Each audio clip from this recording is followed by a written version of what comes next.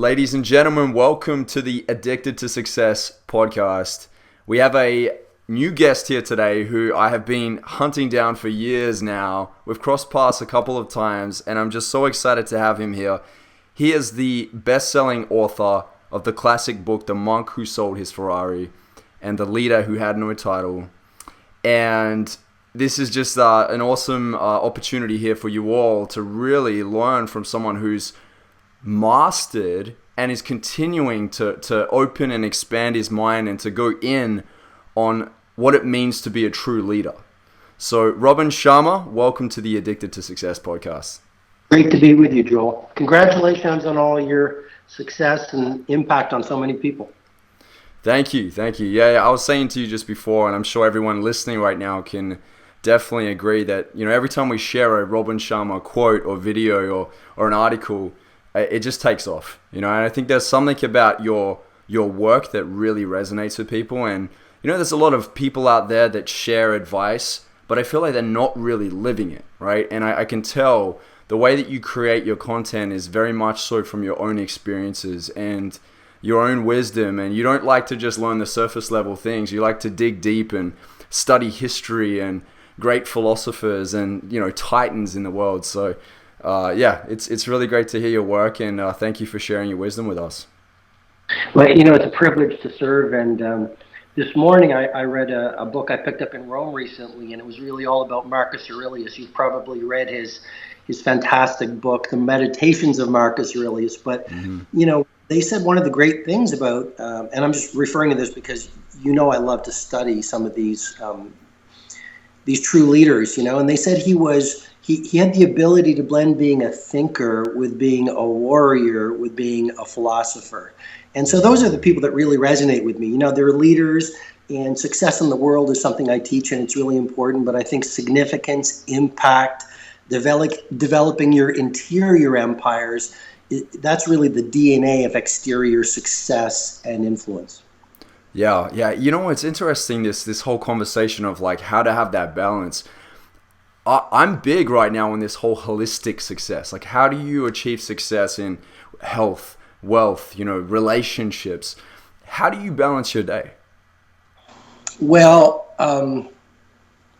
I get traction from my schedule. I believe that the things that get scheduled are the things that get done.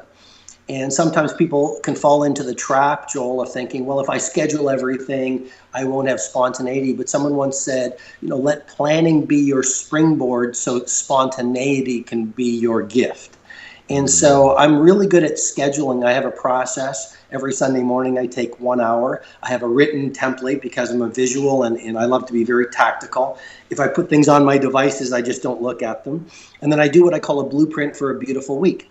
And on my schedule goes everything from my meetings to my creative blocks of time to my massages. I call it the 2 massage protocol. It's one of the habits I teach, to times with my loved ones, to my 20-20-20 formula, which is how I start my day from 5 to 6. I download everything onto that weekly blueprint, and then I just run the plan. Beautiful. Yeah, I love that 20-20-20. That's actually something I've implemented into my life, and I've been doing that for many years now. I actually heard of it when we were in Vegas. You were speaking at a conference with David T.S. Wood, Lisa Nichols, John Maxwell, and you mentioned the 20-20-20 habits. And I can't remember the specific order, but I think I took the order that you had and I played with it, and I found that I was kind of experimenting with it, and I found that when I wake up in the morning, to get up and to wake the body and to activate that prefrontal cortex first, right? Get the blood circulating, get the oxygen to the brain, to then go into that 20 minutes of self-development and then 20 minutes of meditation after I had learned something to really sit and tie it in. I found that really worked so well. So thank you for sharing that. That was definitely a game changer for me.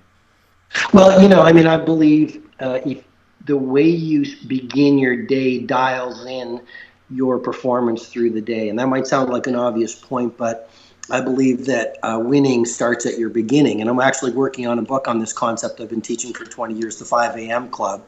And, just this could be helpful to your viewers. The 20-20 formula is simply this. From 5 o'clock to 5:20, That's your front end pocket where what you want to do is intense exercise. And that's going to create a pharmacy of mastery. You're going to really, you wake up first thing in the morning, cortisol, the fear hormone, is at its highest, right? So that's going to prevent you from being creative, focused, and elite performing. So the first thing you want to do is you want to sweat for those 20 minutes, because that's going to release BDNF, brain derived neurotrophic factor, which is going to repair damaged brain cells.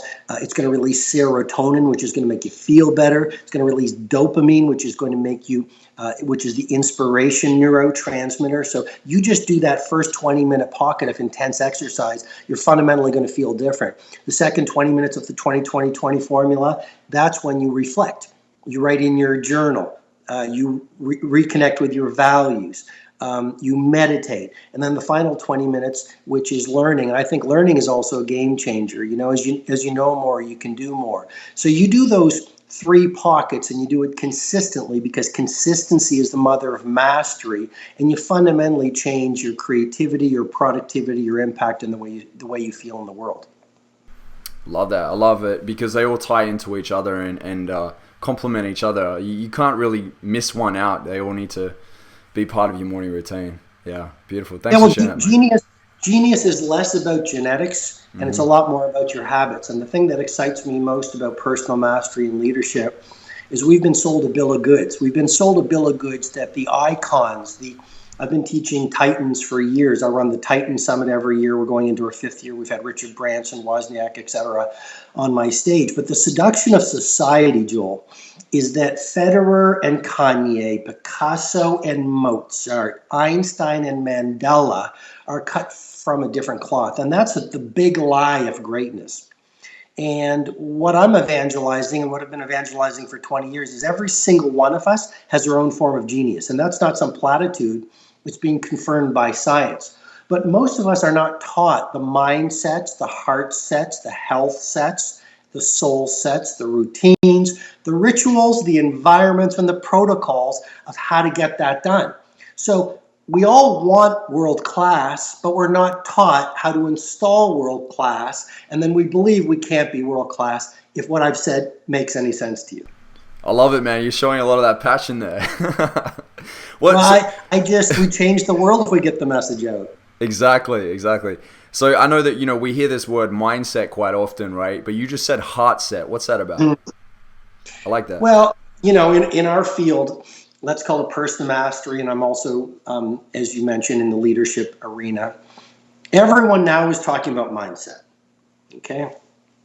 Get your mindset right, and you're going to be an A player. Instagram is full of that, right? And you're on Instagram. But I sort of, with all due respect, I think mindset without 3 other sets is a hollow victory. Because what makes greatness is not positive thinking, and that's where I think that's one of the myths of our industry. Because a lot of people read the books, and we go to the seminars, we listen to the audiobooks, we go to the podcast, and we understand the psychology of possibility, to use the term from Harvard psychologist Ellen Langer, but we never get anything done, and we wonder why. And then we say, oh, the books don't work, the courses don't work. No. You see, you can have the psychology, but if you don't have the heart set, the emotionality, if your heart is full of anger, if you're stuck in the past, if you're resenting, if you're toxic, if you have a great mindset, but your heart set is a mess, how are you going to go to work and be focused, productive, creative, be great with your customers, and breed genius into the marketplace? But it's not only mindset and heart set, this new word I've been teaching. Number 3, it's health set. If you can have a great mindset, you can have a great heart set, and if you're diseased, you have no energy, if you haven't rested well, if you're depleted physically and have no vitality, then you're not going to own your game. But it's not only mindset, heart set, health set. What about soul set? And that's what I don't hear so much out in the world anymore. Everyone's like, go out there, own the game, and that's great. And I teach that, and I've taught it for 20 years. But the final interior empire is soul set. to actually turn down your chattering ego and have the interior heroism to go out there and live for a cause that's bigger than yourself. And that's what great leaders do. That's what makes a Mandela or a Marcus Aurelius, a Mother Teresa, or a Steve Wozniak. They have done the interior work required. So it's not about them. It's not about fame and fortune. It's about serving humanity for a mighty cause that's larger than yourself. And that's where the great ones play. Oh man, this is music to my ears. I love this. And you've been doing this a lot longer than me. In all fairness, you've been doing it for a good 20-something years, right? For me, I'd say 6 years. I've really deep dived into self-development. I've been putting in the practice. I've been, applying things that I've been learning. And I have definitely got into a space as like a coach and a speaker now myself of really going like, what's that next level? Like, what's that bigger thing that's bigger than just the surface level motivation, right? It's the inspiration, it's the heart, it's the soul work, like you said, the soul set. So I love that you bring that up because it's just definitely something that I believe is actually harder to put into practice because it demands more of our real self. I was listening to this guy, his name's Miles Monroe, incredible speaker from back in the day. He actually died like a few years back. And he was talking about the importance of character. And so our character are heavily based off our principles in life. And so many people don't know their principles in life. And so they let so many things sway them. You look at politicians, if you see what's going on with the politics right now and the government, especially in the US, people don't trust politicians too often because they base the way that their character operates based off popular. Whatever's popular, they'll say it instead of principles, which is more solid. And so you want to build trust, you want to be a great leader, it's more about your character. So let's talk about that. Like, how do you feel we can really amplify more of a character that's really inspiring and real? Well, that's a brilliant question. And Eleanor Roosevelt said it more elegantly than I ever could, Joel. And she said, comparison is the thief of joy. And we're living in a world right now where so many people are spending their lives measuring themselves against other people's breakfasts on Instagram. And, we both know this, but, yeah. There are people on Instagram and Facebook and social media, they're showing you what they want you to see and think about their interior lives. Yeah. And a lot of people are in deep pain right now because potential unexpressed turns to pain. We do have this heroic opportunity and we betray it in our lives and we have this well of pain, and rather than acknowledging it, we escape to the social media or playing with our phones, etc. My point is really this though. The starting point of private greatness and leadership and living a great life really is authenticity. It really is saying, I don't really care if I have any likes on Facebook or Instagram. I don't really care if I fit into the world in a world where most people are hungry to fit in, because you understand that true success is living your life on your own terms. And that's really what leadership is. That's the starting point of leadership. You say, here's who I am, here's who I talk, here's my ambition for the future, these are my core values. The world might not subscribe to them, but I understand that every genius was once an eccentric. And leadership is a lonely sport. In this world right now where people are measuring success by money, likes, the right handbag, the right watch, to say, you know what, I'm going to talk about character, I'm going to set my own vision, I'm going to be transparent and authentic and honorable. I think that's not only rare, I call these the gargantuan opportunities, because most people aren't punctual anymore. Most people aren't polite anymore. Most people aren't incredibly hardworking anymore. Most people don't see their job as a craft anymore. Most people don't think like beginners versus masters. Most people are not humble versus egotistical. Most people are not instruments of service. So if you do those things, you're going to differentiate yourself in the market and you really will own the game. But I think it's also what great leaders do. Yeah, and I think the sooner that you understand that, the faster you can move through it. Because I think that you see a lot of these guys, Robin, that you and I know them, these leaders in the game, and it's like some of them take up to 10, 20, 30 years until they get that. It's like the whole giving back contribution thing. I heard that for so many years, but when I really started stretching financially and putting the money down when I didn't have as much as I would have liked at the time, but then getting the feeling of what it's like, then I was like, oh, now I really get what Zig Ziglar and Jim Rohn and all these people were saying. I get it now. So this is great that you're sharing this, man. I love that you're sharing this because I think, if we can get it early and start applying, it's going to create a huge shift, But you and I know mastery is a lifelong thing, right?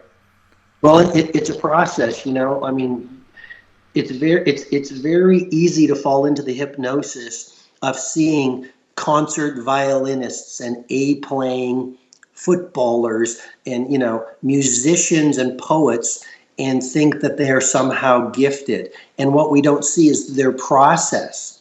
We don't see those 10 years of anonymous. We don't see that they've installed talent hubs. Angela Duckworth of University of Pennsylvania has written this book called Grit, and she also confirms, along with Anders Ericsson, the preeminent researcher in exceptional performance. But she says, if you look at the best of the best in business and in sports, these people are not naturally talented. They have grit. In other words, they have relentlessness, and they also outwork everyone around them. Yeah. Yeah. I remember that, and I also remember Anders Ericsson says something about what separates the successful from the very successful was their ability to adapt. Like that was one of the big standout things that he noticed. And so how do you get good at that, man? Do you practice it? Is it this thing of like having to go through the trenches and learn that yourself? Or, what's your view on that? Well, I think, pivoting and being adaptable is a muscle. And so if you go down, I know you're fit and I believe in fitness, and the way you build strength is you go to the jagged edges of your physical potential, you micro tear the muscles, you give yourself some recovery time, you feel depleted and exhausted, you keep on going, and after 8 weeks you have stronger muscles. Well, I believe that pivoting, bravery, learning, confidence, those things, loving, those things are all muscles. And so how do you build a stronger heart? How do you become more loving? How do you become braver and more fearless? You go to the edges of your fearfulness, you tear it all apart, you recover, and then you keep on going and you build strength. I like that. That's a great perspective. Robin, let's go a little bit deeper here if you're open to this. Absolutely. What have you held as your inner thoughts for quite some time that's challenged you? It may not be on a daily basis, but quite often throughout the week. And that it's like this thing that comes up for you. It might be a limiting belief, or it might be like this kind of thought where you're like, I know that's a bad habit, and you're having to like challenge it. What's that thing that you've had to challenge lately? Well, I think we're all suffering from this. I believe that an addiction to distraction is the death of creative production. And right now, the brilliance behind Instagram and the social media and technology is it's massively distracting. And in the moment, it feels like you're being productive. And so I call this the tight bubble of total focus, Joel. I believe that you have a choice. You can be distracted and busy being busy, or you can do epic work. You don't get to do both. And so just to protect myself, in a world where so few people are doing it and where there are so many shiny toys in the moment, and create this tight bubble of total focus where I'm really unavailable most of the time, so I can dial in my best work is one of my struggles, but it's also one of my best practices. And if I could actually, you want to go even deeper, here's why I call this the neurobiology of genius. And here's why, if you really want to do legendary work, you absolutely have to get away from the world on a consistent basis. Edison had his Menlo lab. I have my dream rooms. These are device-free rooms in my workplaces where they are totally minimalist. There's no technology. There's a pad of paper and a pen. Now, here's the psychology behind it, and what I call, like I say, the neurobiology of genius. When you get away from distraction, you actually start to singularly or isolate a certain neurocircuit related to the thing you're focusing on. Okay? When you isolate a singular neurocircuit, you actually start to activate a type of brain cell called oligodendrocytes. And that only happens when you're away from distraction. That's why Edison or all these people, they focus. The great footballers or athletes focus. The concert violin, in practice, away from the world of practicing, you isolate a certain type of brain cell that we all have. We all have genius. When you isolate that neurocircuit, the oligodendrocyte is activated. It releases a certain type of fatty tissue called myelin. Myelin is the secret of genius. Yeah. Myelin wraps around that brain cell or that neurocircuit. When it wraps around the neurocircuit, you actually start to see things other people can't see. You have accelerated learning time. You respond more quickly. That's why this is the secret, I believe, that most people don't know behind genius. That's why Gretzky could see not where the puck was, but where it was going. That's why Jobs could see where the industries, whether it was Pixar or Apple, he wasn't otherworldly. He just developed a monomaniacal focus, so our natural brain wiring kicked in. I hope that made sense. But if any one of your listeners really wraps their brain cells around it, they'll realize they have genius in them too, because that's how our brains are actually wired. Fascinating stuff. Fascinating. Rob and I want to bring in a few members from the Addicted to Success community to give them a chance to ask you any questions.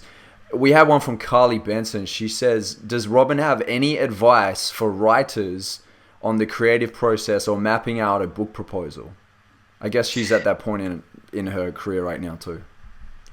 The first thing I'd say is believe in yourself when no one else believes in you, because when I wrote The Monk Who Sold His Ferrari, it was a self-published book. Everyone laughed at the title. No one believed in me. Some booksellers were rude. I stood at the American Booksellers Conference at the top of the elevator with a cover of my first book around my neck. I did whatever it took to get out there. So that would be the first thing. Believe in yourself, as obvious as that sounds. The second thing I would say is don't try to copy the people you admire. Try to find your own voice, because the marketplace rewards originality, not copying. The third thing I would say is get good at the craft. We all want to be successful, but so few of us are willing to pay the price of daily practice and constant optimization to get good at the craft. And the final thing I would say is play the long game versus the short game in a world that really celebrates the short game versus the long game.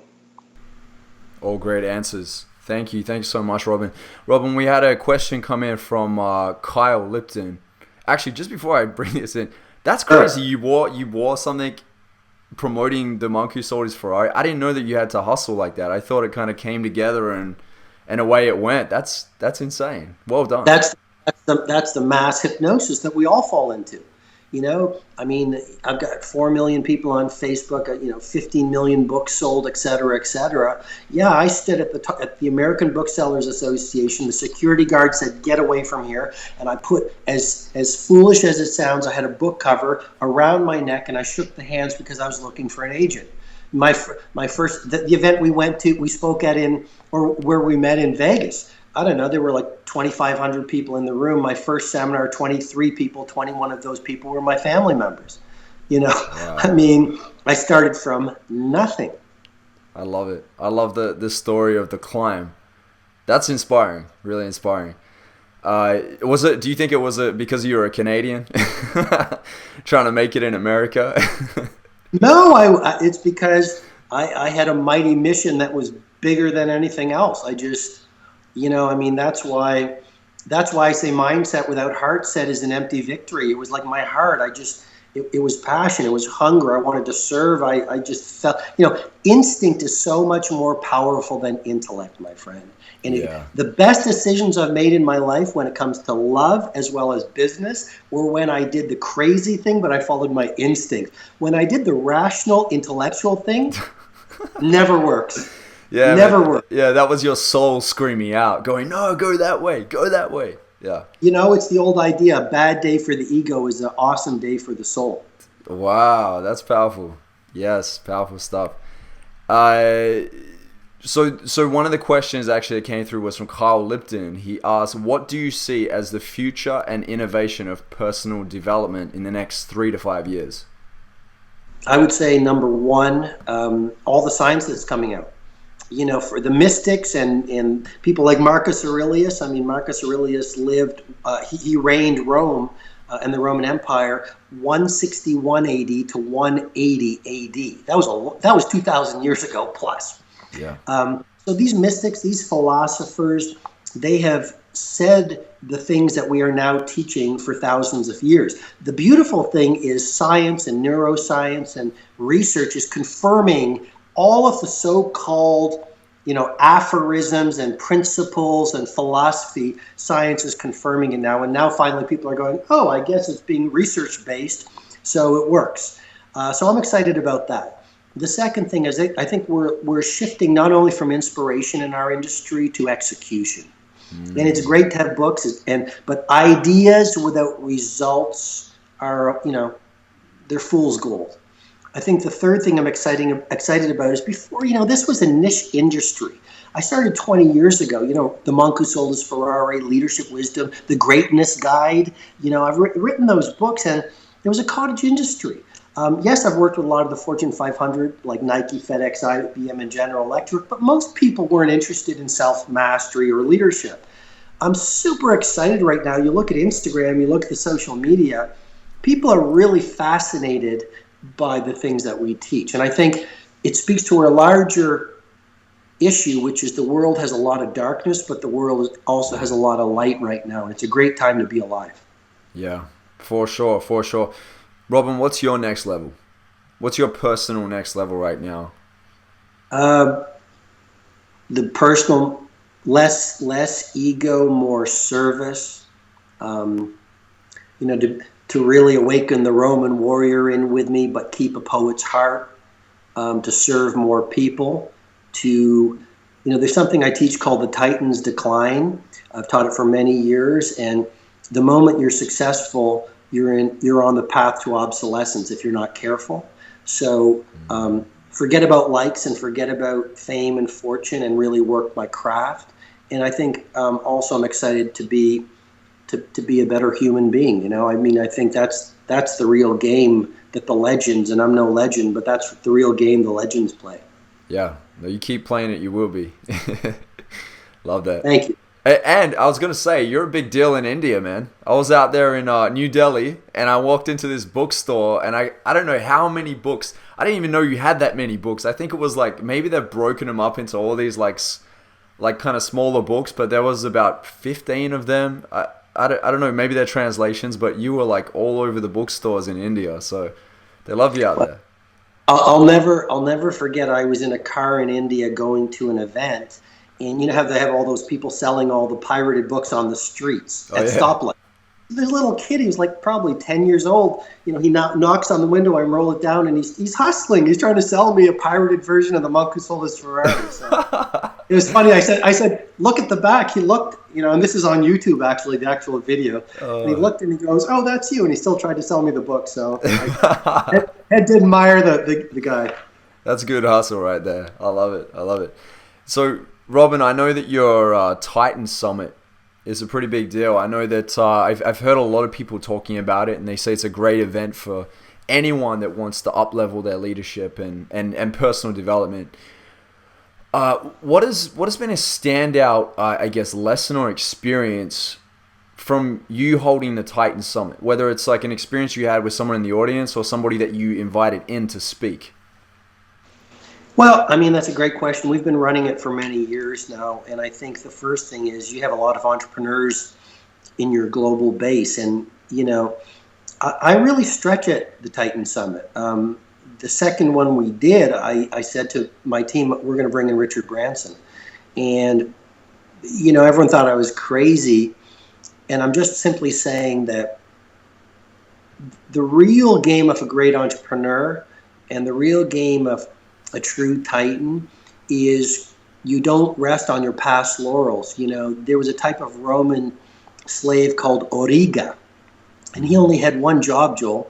He would stand behind the Roman military commander, and he would whisper in the commander's ear, memento homo, memento homo, memento homo, which, you know, I don't know how good your Latin is, but translated It's no good. it's remember you're only a human. You remember you're only a man. Wow. And so the point I'm trying to say is we're just I'm just an ordinary person, but the moment you think you are a titan and an A player and a legend is the moment you get seduced into your own arrogance and you stop doing the things that made you successful. I'm just trying to say one of the things I learned running the Titan Summit every year was just have these brave, ridiculous dreams that the world considers crazy. And, you know, George Bernard Shaw said it so much better than I ever could. He said, the reasonable person adapts the world to himself. He said, the reasonable man adapts himself to the world. The unreasonable one persists in trying to adapt the world to himself. Therefore, all progress depends on the unreasonable man. And so the first lesson was really just be unreasonable. The second thing, Steve Wozniak, the co-founder of Apple, was on my stage in Zurich last December. And, you know, he blew my Titans away because he said, I made a decision when people weren't nice to me, I would always be nice to them. And here is, you know, one of the legends of industry who he stayed 2 hours at the Titan Summit and signed everyone's books. You know, he was the most gracious, one of the most gracious people in the room. And I think one of the final things I've learned at the Titan Summit is, I call it the 10x value obsession. You know, it's $40,000 a seat, regular tuition to get in, and it's really hard to get into my event. I only say that for this one reason. The reason why people come back and try to get a seat every year is because I have this thing called the 10x value obsession. Yes, they're paying a lot of money, but my obsession is how can I give them 10 times the value of their tuition fee so they're going to fight to get back in the room every year. And that's why it's been so successful. But I'm simply saying, like, no matter what you do, you have a choice. You can play the game most people play, which is a game of scarcity. You know, how can I deliver as little as value as possible and get as much money? Or you can do what very few people do and play in the generosity economy, which is how can I serve? How can I give ridiculous amounts of value to my customers so they fall in love with what I do? And that, I think, is the recipe for fanatical fans and true longevity. Yeah. Amen to that. Yeah. I remember, you know, when I look back at my life, I know the times where I financially stretched, where I made a financial commitment to something where I was like, whoo, this is heavy, right? But I knew there was a part of me that was like, you need this. This is the stretch. Something happens. Like once I put the money down, the 10,000 or the 15,000 to work with a coach or a mentor or, you know, someone that's walked that path many years before me, I just found that I doubled down on everything. I absorbed the information, like way more information. I was applying the things that I wouldn't usually apply if I just watched a YouTube video or even listened to a podcast. Like I was just like really in it and committed. So I get that, you know, you get some serious people in that room, and you know, if you're listening, you know, Robin's the real deal, and you want to be a Titan, it's a place to be. Well, you know, you're also hinting at the importance of learning, and I call it the 2x, 3x mindset. To double your income and your impact, do what all the billionaires and the A players and the titans of industry do. To double your impact and income, triple your investment in two key areas, your personal mastery and your professional capability. And when I was starting out, even now, I mean, one of the best things I did was, audiobooks, learning, a conference every 3 months, and you know, I just think, and you also mentioned doing what frightens you. And, you know, society says if you're frightened and if your hands are shaking and if you're sweating, you're doing something wrong. But your greatest growth lives where your biggest fear lies. And you know this, but the true icons of industry are consistently terrified. Yeah. Yeah, that's it. And you know, you teach leadership, right? That's your thing. That's your number one thing. So to be a great leader, like, it requires courage. And I think sometimes it's not always like a consistent flow of courage. It's sometimes you need bursts of courage. That's all. And then when you get on the board and you start rolling and you get that momentum, you're good. Well, that's such an important point, which is leadership isn't linear, you know, and neither is life. Like, I've had times in my life where I've been in tremendous suffering and pain because life has hurt me. And society teaches us, Joel, rush out of those times. But Haruki Murakami, the great Japanese novelist, said, the person you become when you come out of the storm is not the person you were when you went into the storm. That's the purpose of the storm. And so, my times in the valley of suffering and pain and heartbreak and chaos, I've learned that those are treasures, and I've learned through, I wear my scars with great pride, but I actually learned those are times of great gold. And I try to stay in those wilderness periods as long as possible, because that's what forms my philosophy. My pain has given me true power, not fake power. My suffering has taught me strength. My wounds have delivered wisdom. And so stay in the wilderness and the painful times. And then when it's the sunshine of the world and success, enjoy those times as well. And you're right, it's a pulse. Life is a series of seasons, and so is leadership. I love that. Absolutely love that. So Robin, thanks so much, mate. This has been awesome. This is like, to be honest, there's like so many gems. So anybody that's listening right now, I hope you have your notepad and a pen, and I hope you're writing all this down and applying. So it's it's a powerful session. Thank you so much, Robin. Robin, where can we find you online? So I'm really active on the social media. We've got a strong base on Facebook. So they can find me, Robin Sharma, Sharma, on Facebook. Also on Instagram, like you, Joel. I love Instagram a lot. It's just, I don't know, it's fun. Also, I have a podcast, which millions of people are following every month. It's called The Mastery Sessions. You can just Google it and find me all over YouTube with those. Also, I have a resource for your many viewers. It's called the Mental Mastery Toolkit. It's a high content tool and resource that will help you really dial in the mindset that we talked about. And you can just find it at thementalmasterytoolkit.com, thementalmasterytoolkit.com. And then I run an event every year. You mentioned the Titan Summit, which I've been running for many years. That's not for everyone. If some of your people are interested, I will welcome them with open arms. But I'm very excited about the personalmasteryacademy.com. I run it every June, and it's 2 days on the neurobiology of genius, the rituals of A players. It's really world-class information, along with a community that is unparalleled. So anyone who wants to visit with me and show up at Personal Mastery Academy, just go to personalmasteryacademy.com, and all the details are there. And I'd love to be of service and be helpful. Thank you, Robin. Yeah, thanks for the Mental Mastery Toolkit as well. That's a great gift. Yeah, Sure. yeah, awesome stuff. Robin, at the end of every interview that I do, I always ask this last question, right? And this question is, if you were to deliver your last 30-second speech to the world, what would that last 30 seconds sound like? Your parting advice. I would say two things. I would say the world needs more heroes right now. Don't wait for them. Become one of them. And the second thing I would say is I would use the words my father used to repeat to me when I was growing up, using the words of a poet named Rabindranath Tagore. And my dad used to say, Robin, when you were born, you cried while the world rejoiced. He said, son, live your life in such a way that when you die, the world cries while you rejoice. And Joel, I'm simply suggesting in the world where so many of us are chasing shiny toys of so-called success that I believe at the end will amount to nothing. I wish all of your many viewers remember that to lead is to serve.